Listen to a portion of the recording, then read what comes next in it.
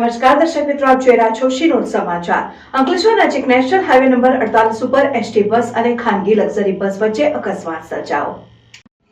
અંકલેશ્વર નજીક national highway number 48 ઉપર ST bus અને ખાનગી લક્ઝરી બસો વચ્ચે અકસ્માત સર્જાયો હતો, જેમાં લક્ઝરી બસ પલટી જતા 16 મુસાફરોને નાની મોટી ઈજા પહોંચતા સારવાર અર્થે ખસેડાયો। અંકલેશ્વર નજીક નેશનલ હાઈવે નંબર 48 ઉપર ફરી એકવાર અકસ્માતનો બનાવ બન્યો છે।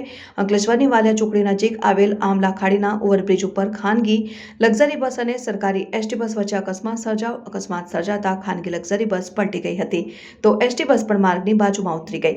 ખાનગી બસ પલટી જતા બસમાં સવાર મુસાફરો અંદર જ ફસાઈ ગયા હતા અને આ અંગેની જાણ આસપાસના સ્થાનિકોને થતા તેઓ મદદ માટે દોડી આવ્યા અને મુસાફરોને બસમાંથી બહાર કાઢ્યા હતા। બનાવની જાણ થતાની સાથે જ પોલીસ કાફલો પણ ઘટના સ્થળે દોડી આવ્યો હતો અને ઈજાગ્રસ્તોને 108 એમ્બ્યુલન્સ સેવાની મદદથી સારવાર અર્થે અંકલેશ્વરની જયાબેન મોદી હોસ્પિટલ ખાતે ખસેડવામાં આવ્યા છે।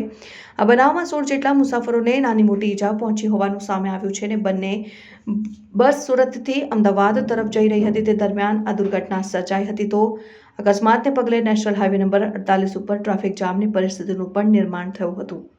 રિપોર્ટર મુકેશ વસાવા, શિનોર સમાચાર ન્યૂઝ, અંકલેશ્વર।